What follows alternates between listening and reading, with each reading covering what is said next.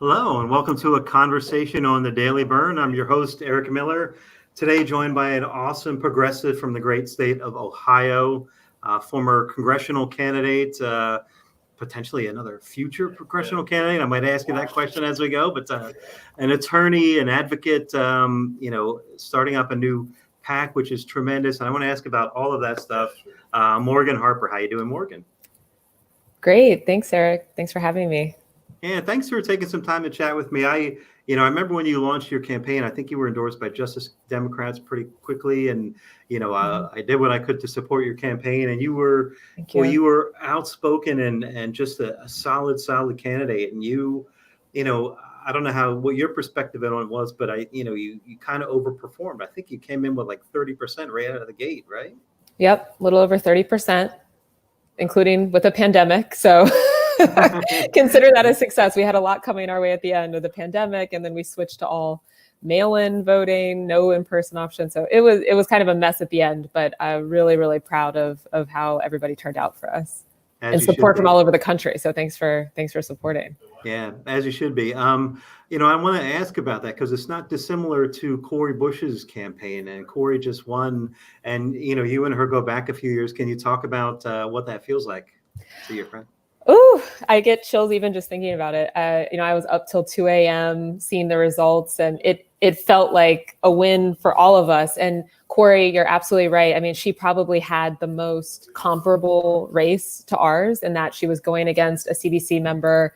That dynamic that a lot of people get nervous about getting involved, and you can feel like you're just out there alone. And connecting with Cori, well, one, just seeing Cori knock down the House, and that she took that on was so inspiring, and that she was doing it again. And I connected with her early in our campaign, and just to talk to her and hear from her that no, we have to do this, we can do this. This is all going to be okay. It was great because. You're not only taking on the machine, but taking on a very particular subset of the machine, and how that can play out on the ground in our communities. She's also in a heartland state, Missouri, and it's a different dynamic than running in a coastal environment. And so it was great to have her to talk to, and her team. And I'm just so happy for them. She is the real deal, and she is going to totally change the game in Congress. Awesome. Yeah. The other thing that's not dissimilar is, she ran in 2018 and fell short, right? But overperformed, right? She came pretty close, and she kept in the fight, right? So, you're doing the same. It's taken a little bit of a different shape here lately. So let's talk about that. And you've joined or started a PAC, Fight Corporate Monopolies. Can you talk about the origins of that? C4. It's a C4, not a PAC. Okay. But yeah, no. So I'm part of a team that is working on Fight Corporate Monopolies, and Sarah Miller is the head of kind of like the C3 arm of it, American Economic Liberties Project, and Fight Corporate Monopolies is the advocacy side. And this is. I was excited when they kind of approached me and were interested in working together on this because, as you know, a big part of our campaign was not taking any money from corporations. And it was interesting to me, a lot of running for office, you're kind of learning in real time. It's almost like this grand research experiment of live participants being voters in a district. It was interesting to me during our campaign just how confused people were about that concept. So everybody got the system's rigged, we're getting screwed, we need to fight back against corporations. But that money piece and the influence of corporations and how that translates into actions in Washington by our representatives, I don't think was quite as clear. The fact that people, would ask me, oh, well, yeah, okay, your opponent is taking thousands and thousands of dollars of PAC money from corporations, but, you maybe got a donation of $500 from somebody that lives in California. So isn't that the same? Right. And it's kind of shocking because you're like, absolutely not, right? Totally different. And the difference is market power. A person living in California, or a friend that I went to school with or something, doesn't have the ability to price how much your healthcare is going to cost. But a Blackstone potentially does. And so taking money from them would be a very different prospect. So Fight Corporate Monopolies is all about trying to make those connections for people to understand how the economic system is currently dominated by consolidated corporate power, and also so that they can understand the impacts of that on the ground and ultimately can hold elected officials accountable in their voting decisions. Yeah. And it's it's not unique to one party, but, from the left, we focus on almost, Republicans are beyond repair, right? So, we focus on the corporate Democrat side, right? And it seems like Fight Corporate Monopolies is really doing that. You ran an ad against an ad on Lacey Clay and Corey's race, right? And Richard Neal and Alex Morris's race, which, they're truthful ads, right? But can you talk about the decision to, approach it from the left? And I imagine you saw this when you're campaigning, right? Oh no, the Republicans are the corrupt ones. As long as someone has a D, they're the good guys, right? Right. So talk about that as an obstacle. Yeah. Well, the obstacle of running the ads, or. Yeah, I mean, just how, the perception of, oh, Democrats are the good guys, right? Right, if you're right. coming from the left, right? Yeah, well, yeah. And I certainly saw that in my race, because definitely in this environment in Columbus, Ohio, it was extremely unique to have someone running against a Democratic incumbent and the incumbent, Joyce Beatty, who I ran against in particular. But broadly, yeah, in the markets where we're running the ads, I do think it can be perceived as controversial, but part of this message that we're trying to get across through the ads, through the organization Fight Corporate Monopolies, through a lot of us who have been candidates in races running against incumbents, is that no one's entitled to these seats, right? And you should have to answer for your record. And if your record includes things like facilitating retirement advisors from the financial services industry to have a lower standard of obligation to the clients that they're serving, clients being people who have 401ks or trying to cobble together a retirement in a world with no pensions, then you should be held accountable for that. People should know about that when they're going and deciding whether or not you're the best representative that they can have. And ultimately, that's what primaries should be about. That's why I think people should embrace them, really, even folks who might consider themselves more traditional Democratic moderates or whatever, is because we have a lot of issues. COVID has exposed that for those who didn't know it before, and we should have every idea on the table. That is the exercise of a primary, and let's make sure we have the best candidate possible that's going to get into these institutions and make them work for us. Right on. So do you have that something as a plank, like you're going to focus on primaries? Still there? Oh no. Yep, you can't hear me? Oh, okay, you're back. Yeah. So is that something of a plank that you're going to focus on, Democratic primaries rather than generals and things like that? Not necessarily. I mean, this is where we've started. But we've said, it could be any kind of race. Certainly it's not exclusive to Congress or the House of Representatives, the positions that influence the level of power that corporations have. There are other levels of government and seats that is relevant. So we'll see. This is the beginning, but nothing's off the table. Right on. Can we talk about how terrible Richard Neal is? So it was Lacey Clay and now Richard Neal, who Alex Morris is running against, and that election is September 1st. And he's, chair of the Ways and Means. Talk about how his donors have influenced his votes in a negative way. Yeah, well, this is an interesting one in that, before just a couple of years ago, he had no donations, Richard Neal, from Blackstone, and now he has tens and thousands of dollars from Blackstone and their employees. And people need to know, that's not an accident. These donations do translate to certain types of activity. And maybe, and this is a question I would get a lot, is well, point us to the specific bill where the corporate influence is obvious. And it's that's not exactly how Washington always works. Sometimes the corporate influence manifests itself in just propping up the status quo, stalling, making sure that a bill doesn't get through a cycle where there's that window of opportunity. And that's the case with the surprise medical billing issue, that there was legislation that had real momentum in Congress to stop medical billing, which a lot of people, I know I personally have had this experience where unfortunately you find yourself in an emergency situation. You confirm that the hospital, which is already a ridiculous exercise, by the way, right? That you have to confirm the hospital you're going to go into to treat this emergency is in network, but then you forget the step, or a lot of people I don't think are aware how much consolidation and corporate control there is now over the doctors who practice within those emergency rooms, and you don't check that doctor is in network. And then you get hit with the surprise medical bill that will be for the treatment you received and from an out-of-network physician when you don't have any time or really even mental bandwidth to look into that. So that's what this legislation would have stopped. It would have stopped, companies from doing that. A lot of private equity firms, including Blackstone, have invested in the physician industry, which the fact that we now have what is a physician industry is also crazy, but that's a whole other conversation.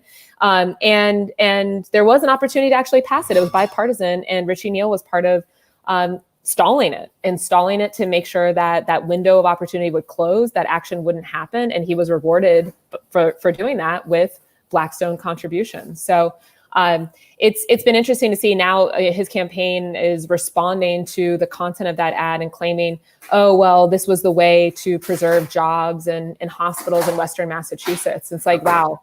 Well, if that's what it takes to preserve jobs in hospitals, that you stiff working people with thousands of dollars of medical bills, then maybe we need to reevaluate the whole healthcare system, which is something that Alex Moore stands for. So that's good.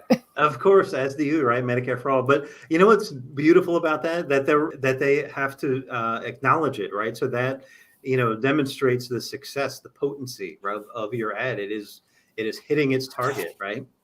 It's hitting its target now. Also, Neal is running ads that feature Speaker Pelosi and talking about how important he is to fight back against Trump.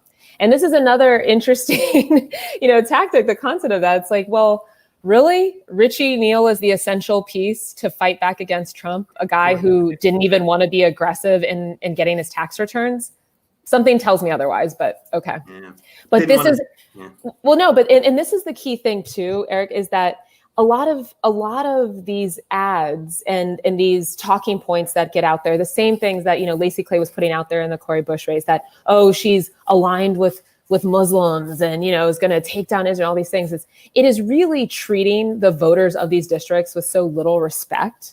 And that's offensive. And I think actually people are, as people wake up to this, they see, no, voters are intelligent. And when presented with concrete substantive information like that, we feature in the Lacey Clay ad about the fiduciary rule and how we stopped that and got corporate donations, like Neal blocking surprise medical billing and getting corporate donations. Voters understand that and they don't like it. And they do want to vote in a different way. But a lot of the, more establishment strategy, I think, is in the smoke and mirrors and muddying the waters for people and just not being direct or honest. And I think right now we are in a true era of honesty. So folks should look out. Yeah, you referenced Knock Down the House, and there's that scene with Crowley kind of dismissing AOC and saying, oh, well, I'm in D.C. fighting Trump, right? Right. That's sufficient, right? Oh, I'm fighting Trump. Oh, well, he's fighting Trump. Well, it's a great foil for not doing anything, right? It's like, okay, yeah, we all know he's out there, but what are you proactively doing, not only to address him, but also build for the future? And that's what we need to be looking at in our elected officials. And that's also what I think primaries can help to reveal. Right on. Yeah. So let's just mention again, Alex Moore, September 1st, go throw him a couple of bucks, go donate, right? Volunteer, make some calls and vote. So what's beyond? So that's the next one that you have. You see, it seems to be somewhat specific or very targeted, at least sort of as you're ramping up here. What's the next race? Can you talk about who's what's coming beyond the September 1st race? Well, one next step that we, concretely want to get out there is actually just using this as a moment to also give people background on the monopoly issue and corporate consolidation issue. So we're going to be probably hosting a forum to just provide more information, because a lot of people don't know. They don't know, or even if they have, and I've certainly seen this in Columbus, even if folks have a sense that something has been lost on the ground in the fabric of our communities, that you used to have a closer connection to companies, the small businesses, things that were just the economy, seemed more locally rooted. They don't exactly know why that's happened or changed over the past 40 years. And those are dots that we need to connect with people, including for elected officials, so they know about the legislative priorities that they should have in Congress, for example. So we also want to use this time, as there is more attention on the corporate consolidation issue, to educate elected officials, candidates, and the general public about what exactly this consolidation has led to. Right on. I just want to pull up the website so people can go to it. So it's fightcorporatemonopolies.org, right? Mm-hmm. And your ads are here, and they're top-notch ads, and they're truthful and potent, right? So you can go here and you can donate. You can learn a little bit more about Fight Corporate Monopolies, and I like the fact that what you're doing is highlighting sort of the corruption rather than another organization endorsing candidates, right? So you're not endorsing candidates, you're just telling the truth about incumbents, let's say, or corruption. There's a lot of power in the truth, it turns out. Who knew?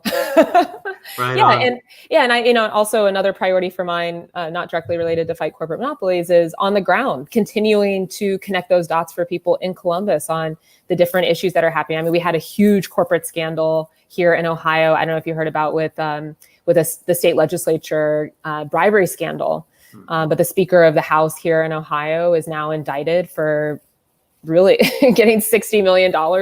He and his co-conspirators alleged, but to advance this legislation that was disinvesting in renewable energy and going to pass the cost of bailing out a nuclear energy company onto consumers. And that is egregious, but it's just the tip of the iceberg. I mean, there's a lot of politicians on both sides of the aisle that were taking money from that company that got bailed out. And I do think that people are making that connection, but we need to continue to reinforce that. So we'll be doing a lot of organizing on the ground here, and also trying to keep up that messaging around how our political system's not really serving regular people. Right on. Yeah, it's not organizing so much as Morganizing, if I'm not mistaken. Right? The Morganizing continues for sure. Yeah. Right on. Was that the First Energy thing? That's the First Energy scandal? Okay, yeah. Right on. Yeah. So I mean, it's so ubiquitous across industries, across race. Races around the seats, right? So many incumbents are beholden to corporate money. Like, where do you even start? Like, how do you identify, like, oh, well, do you go after an industry? Do you obviously with the Cori Bush and Alex Morse races, like you're looking for opportunities that we can, sort of flip that seat or reclaim that seat, I should say. So how do you target, like, what are you going after? Well, I mean, for Fight Corporate Monopolies, I think it just depends on, what the record is that a certain official might have and trying to make that connection for the race. But, more broadly, unfortunately, there's no shortage of opportunities to talk about this issue. I mean, it's deep. It's at every level of government. Like you said, there's this example in the state level in Ohio, but certainly, at the local level, you see it all over the country in the form of tax abatements for corporations to incentivize economic development, but economic development for whom and at what wage, and all of these questions. I do think that, and actually I was just speaking at a rally last weekend that was against the First Energy scandal. And that was my message. Pretty much whatever you think your issue is, there's probably a corporate corruption story behind it.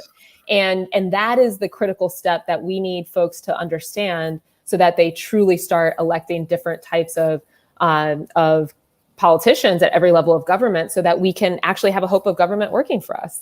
Yeah, there's a bit of paralysis of choice is kind of what I was getting at, right? But, you certainly have gotten off to a great start with the ads you've been running so far. So yeah, thank you for that. I think that's amazing. I admire what you guys are doing. So how about aside from Fight Corporate Monopolies, I know you're an activist, you're tireless. I imagine you don't sleep. You're always out in the streets fighting for whatever. What are you organizing around now? What has you out in the streets? Yeah. Well, one focus we have, and I'm actually working with an organization here in Columbus called Ohio Women's Alliance on the voting issue. That was a big takeaway from our primary, just how confusing it is right now getting people to vote. We, like I was referencing earlier, we switched to that all mail-in election. And I think a lot of people are like, oh, great, easy breezy. Everyone will just start doing mail-in voting. And it's like, no, a lot of people don't have the wherewithal to navigate a multi-step voting process versus just walking down the street. And especially under these extreme conditions. I mean, they were very extreme in March, but unfortunately, due to the mismanagement of the the coronavirus, we find ourselves still under fairly extreme conditions for people economically from a health perspective. And so it's not going to be enough to have this top line message of vote. We really need to be committed to seeing people all throughout the voting process, whether they choose to do all mail-in. And also, and I would say this, a lot of progressive organizations are focused on, the mail-in, that we have to still preserve some form of in-person voting, because it's most likely that a lot of working class folks are not going to do the mail-in process. So, that was a big takeaway for us from the primary, and I'm going to be doing what I can with our team on the ground to continue to organize. So we're going to be going to different communities directly, making sure they have all the information they need to vote, registered, all of that, but then also doing that next step, which our campaign is focused on, but make sure you know what you're voting for. And thinking about the policies and making the connection between the challenges you're having on the ground and the policies that will do something about them, so that you can vote with a purpose and actually hold people, elected officials, accountable. Right on. Yeah, think about the Cori Bush race. She would not have won if it wasn't for the election day results, right? Complete flip. Yeah. And and I don't think that's something, people really focused on before, because there might be like a slice of people that do the absentee, they're always traditional absentee voters, but it can be a huge disadvantage for grassroots candidates. And so I really think that we need to be advocating for in-person options. And at this point, I think we know enough about the coronavirus to be able to manage that in a safe way. And so, we really need to be fighting against any state legislature that's trying to disenfranchise people intentionally. Right on. So, back to your campaign, obviously, first time grassroots campaign, you're fighting corporate money, getting the vote out, COVID, like what's another takeaway, like kind of bit of advice that you might have for another first time candidate that, that maybe was an unknown that, they wouldn't think of until they're in the race? Any other kind of advice for a first time candidate they might throw out there? I don't know. Just keep going. I mean, and I think that's the message of Cori's race too. It's like, there's so many naysayers, and you just have to block that out and just keep pushing and believe in what you're building. And people are responding to authenticity on the ground right now. And so you have to stay true to that, stay true to your messages, and meet people where they're at. I mean, so that's, that is a big takeaway for us, is that strategy worked. I mean, from our perspective, even though we didn't win, our strategy was a sound one in a lot of ways. And so we just have to keep going. And I think that's also been a lesson, especially for a lot of young people during the protests right now, is, there are no quick fixes with this. I would say, like, I've been in this fight in various forms, of trying to address the structural inequality in this country for the past, 15 years or so. And sometimes it can feel like that's a long fight, but it is going to be long, and there'll be different moments of real momentum. And I think we find ourselves in one. And so that's very exciting, but we still have to recognize, we're up against a lot, and it's going to take a lot to get this country back on track, or on track for the first time, I guess. Right. You could argue. Exactly. Right. Yeah. Any local endorsements or candidates or anything that you want to platform? There are a couple great progressives running for state house seats here. So we've got Kim McCarthy, Amy Cox, both running for state house seats. They're both endorsed by Our Revolution, the state chapter. Unfortunately, we're still kind of like nascent in building our progressive movement in Ohio, I would say. But that's certainly another goal of mine, is to continue pushing other candidates that are good, supporting other candidates. There's a competitive prosecutor's race in Hamilton County, where Cincinnati is, so that's kind of interesting to watch. But no, we have a lot of work to do to build, and there's always been a great spirit of grassroots organizing here, I'd say, but making sure we're doing what we can to translate that activity into electoral organizing, and also more progressive candidates running is a top priority. Right on. And I'm going to close with this. I'm not going to ask you directly, but I'm going to say, would you consider running again? Are you opposed to running again? I'm definitely not opposed to running again. We got to see, what the world looks like. But it was an incredible experience. I know a lot of people finish and they're just like, oh, I want nothing to do with that. But no, I had an amazing time and just such a great opportunity to connect with so many different kinds of people throughout the district, this region, the country, getting to meet so many other people who were part of this movement of just true representation, is how I would describe it. It was really cool, and the work continues. So we'll have to see, what specific race or office or all that stuff, how that plays out. But I'm very much committed to continuing to do what I can to represent the people here in Central Ohio. Right on. Love it. So, let me just thank you for all your advocacy. And, you kind of hit on it there. Like, you could have very easily got discouraged, right? And, went and curled up in a fetal position somewhere or whatever. But, that's not your drive. Like, you are an advocate, right? You're a fighter. So, you didn't even take a break, and you're out there fighting against corporate monopolies and in the streets marching for BLM and organizing. And, I admire you for that. And thank you for doing so. Thank you for running, and thank you for staying in the fight. It is, it's a tremendous thing. So I really appreciate it. I hope you do run again. I'll be there day one. So thank you so much, Eric. I really appreciate it. All right, Morgan. Thank you. Talk to you again soon. All right. Talk to you soon. Bye. Bye.